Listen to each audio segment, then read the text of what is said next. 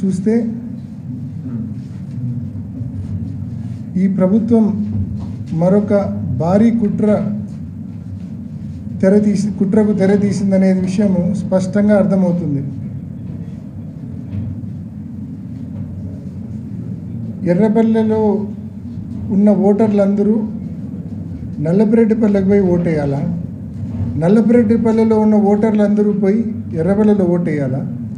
నల్లగొండవారిపల్లె ఏదైతే మన పెద్ద గొడవ జరిగిందో ఆ గ్రామం నల్లగొండవారిపల్లెలో దాదాపు 600 పైచిలుకు ఓట్లు ఉంటే ఆ 600 పైచిలుకు ఓటర్లు అందరూ నల్లపురెడ్డిపల్లెకు 4 కిలోమీటర్లకు ట్రావెల్ చేసి నల్లపురెడ్డిపల్లెలో ఓటేయాల్సిన పరిస్థితి. అదే నల్లపురెడ్డిపల్లె వాళ్ళందరూ మళ్ళా నల్లగొండవారిపల్లెకి వెళ్ళి ఓటేయాల్సిన పరిస్థితి.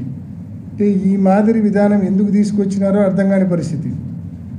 అదే 2021లో ఏదైతే ఎంపీటీసీ జెడ్పీటీసీ ఎలక్షన్లు జరిగినాయో అప్పుడు ఏ గ్రామం ఓట్లు ఆ గ్రామంలోనే, అంటే ఇప్పుడు ఉదాహరణకు నల్లగొండవారిపల్లి వాసి ఎవరైనా ఆ 650 మంది ఓటు వేయాలనుకుంటే వాళ్ళ గ్రామంలో ఉండే పోలింగ్ బూత్కి వెళ్ళి ఓటేస్తే it is hardly about 100 to 200 metres. కానీ ఇప్పుడు ఈ ఎలక్షన్లో ఆగస్టు 12వ తారీఖు వాళ్ళు ఓటు వేయాలంటే 4 కిలోమీటర్లు ప్రయాణం చేస్తేనే ఓటు వేయగలరు.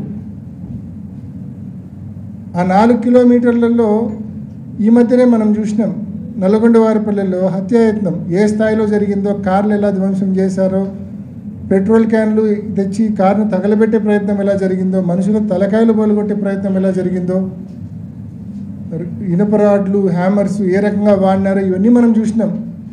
మరి ఆ 650 మంది ఓటర్లు ఏ ధైర్యంతో ఎలా సేఫ్గా ఈ 4 కిలోమీటర్లు ప్రయాణం చేయగలరు చెప్పండి?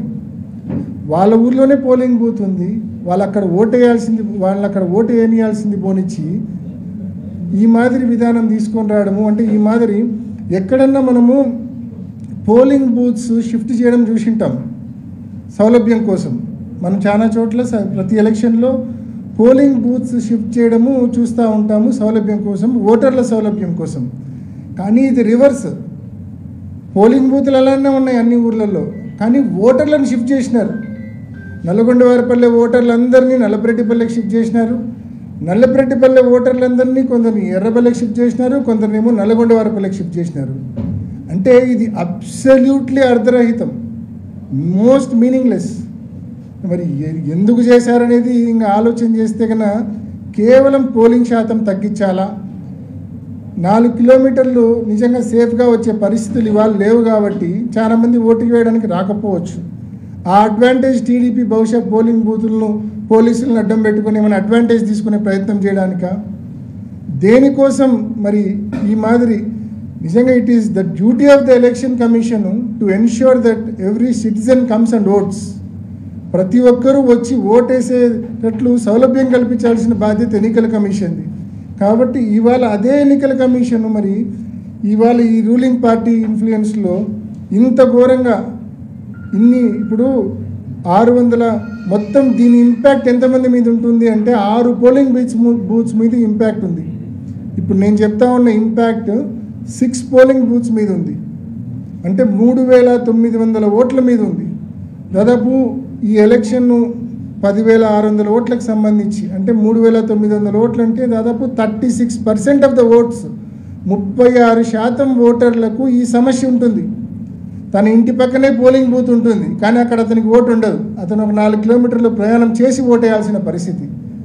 ఇంత అధ్వానంగా అనెక్షర్ 7 రిలీజ్ చేయడము, ఓటర్ లిస్టు రిలీజ్ చేయడం అనేది ఎంత అన్యాయం అనేది ఒక్కసారి ప్రతి ఒక్కరు ఆలోచించండి. ఓటర్ లిస్టులు అనేటివి ఒక 2 వారాల క్రితమే మేము కలెక్ట్ చేసుకున్నాం, కానీ ఓటర్ లిస్టులలో ఈ మాదిరి డిస్క్రిపెన్సీ మాకు అర్థం కాలే. కానీ ఎప్పుడైతే అనెక్షర్ 7 అనేది 2 రోజుల క్రితం రిలీజ్ చేసిందో అప్పుడు ఈ తెలుగుదేశం ప్రభుత్వం యొక్క కుట్ర బట్టబయలైంది, ఎక్స్పోజ్ అయింది వీళ్ళ కుట్ర. ఇప్పటికే ఇష్టం వచ్చినట్టు బైండ్ ఓవర్లు చేస్తూ ఉన్నారు మా కార్యకర్తలను, ఇప్పటికే ఇష్టం వచ్చినట్లు అటాక్లు చేస్తూ ఉన్నారు మా కార్యకర్తలను, ఇప్పటికే ఇష్టం వచ్చినట్లు తప్పుడు కేసులు పెడతా ఉన్నారు మా కార్యకర్తల మీద. ఇవన్నీ సరిపోనట్లు ఇంకో ఘనకార్యం చేశారు. అదేంటంటే మొత్తం ఓటర్లను షిఫ్ట్ చేసేసారు. ఒక పోలింగ్ బూత్లో వేయాల్సిన ఓటర్స్ అందరినీ మరో పోలింగ్ బూత్కి షిఫ్ట్ చేసేసినారు. పోలింగ్ బూతులు షిఫ్ట్ చేయకుండా ఓటర్లను షిఫ్ట్ చేసినారు. మేము ఇవాళ మధ్యాహ్నం ఈ ఇష్యూ మా నోటీస్కి వచ్చిన వెంటనే, ఈ డిస్క్రిపెన్సీ మా నోటీస్కి వచ్చిన వెంటనే ఎన్నికల కమిషన్ దృష్టికి, మరి కలెక్టర్ గారి దృష్టికి తీసుకెళ్ళాము, ఈమెయిల్ చేయడం జరిగింది. అదేవిధంగా ఇప్పుడు మా నాయకులు కూడా కలుస్తూ ఉన్నారు. అదేవిధంగా స్టేట్ ఎలక్షన్ కమిషన్ దృష్టికి కూడా ఈ సమస్యను తీసుకెళ్ళడం జరిగింది. ఎట్టి పరిస్థితుల్లో దీన్ని రెక్టిఫై చేయండి. ఎలక్షన్ కమిషన్ యొక్క డ్యూటీ ఏంది, ప్రతి సిటిజన్ స్వేచ్ఛగా వచ్చి ఓటేసే విధానం కల్పించాలా. ఈ మాదిరి ఓటు వేయడానికి అంటే ఇంకా రిలక్టెంట్ అవుతారు. ఈ 4 కిలోమీటర్లు ప్రయాణం చేయాలంటే ఏ రకంగా ప్రయాణం చేసే పరిస్థితి ఉంటుంది ఇప్పుడున్న పరిస్థితుల్లో. కాబట్టి ఎట్టి పరిస్థితుల్లో నల్లగొండవారిపల్లిలోనే ఓటేసే విధానం కల్పించాలా, నల్లపెరెడ్డిపల్లిలోనే ఓటేసే విధానం కల్పించాలా, ఎర్రబెల్లె వాళ్ళకి ఎర్రబెల్లెలోనే ఓటేసే విధానం కల్పించాలా. 2021లో ఇదే విధానం ఉంది. కొత్తగా మనమేం లేనిది కావాలని అడగట్లేదు. 2021లో ఏ విధానం అయితే ఉన్నిందో అదే విధానము ఇప్పుడు కూడా పెట్టండి. ఓటర్లకు స్వేచ్ఛగా వాళ్ళకి దగ్గరలో ఉన్న పోలింగ్ బూత్లో వెళ్ళి ఓటేసే పరిస్థితి ఉంటుంది. కాబట్టి దీన్ని తక్షణమే రెక్టిఫై చేయమని చెప్పి ఎన్నికల కమిషన్ని రిక్వెస్ట్ చేస్తూ ఉన్నాం. అదేవిధంగా తెలుగుదేశం పార్టీ కుట్రల నుంచి, తెలుగుదేశం పార్టీ ఇన్ఫ్లుయెన్స్ నుంచి బయటికి రమ్మని చెప్పి కూడా ఎన్నికల కమిషన్ను రిక్వెస్ట్ చేస్తూ ఉన్నాం. ఇప్పటికే చాలా రిప్రజెంటేషన్స్ పంపించాము ఎన్నికల కమిషన్కు. ఫ్రీ అండ్ ఫెయిర్ పోలింగ్ కోసము ప్రతి పోలింగ్ బూత్లో కూడా సీసీ కెమెరా సెలెక్ట్ చేయమని చెప్పి అడిగాము. పోలింగ్ బూత్ ప్రెమిసెస్లో కూడా సీసీ క్యామ్స్ ఎరెక్ట్ చేయమని చెప్పి అడిగినాము.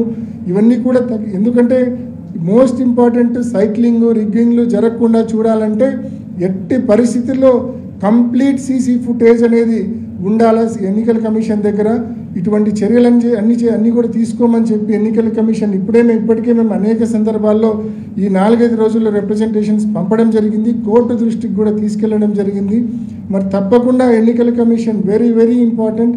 ఈ పోలింగ్ బూత్స్కి సంబంధించి ఈ దాదాపు 4,000 ఓట్లకు సంబంధించిన ఈ పోలింగ్ బూత్ సమస్యను ఏదైతే ప్రతి ఓటర్ కూడా 4-5 కిలోమీటర్లు ప్రయాణం చేయాల్సిన ఈ పరిస్థితి వచ్చిందో, పక్కనే పోలింగ్ బూత్ ఉండగా 100 మీటర్లలో పోలింగ్ బూత్ ఉండగా 4-5 కిలోమీటర్ల మేర ప్రయాణం చేసి ఓటేయాల్సిన ఈ పరిస్థితి కల్పించారు. దీన్ని తక్షణం రెక్టిఫై చేసి 2021లో ఏ విధానం అయితే ఏ రకంగా ఉన్నిందో అదే రకంగా అనెక్షర్ 7ను రిలీజ్ చేయమని, అదే రకంగా ఓటర్ లిస్టును రిలీజ్ చేయమని చెప్పి ఎన్నికల కమిషన్ను మనవి చేసుకుంటున్నాం.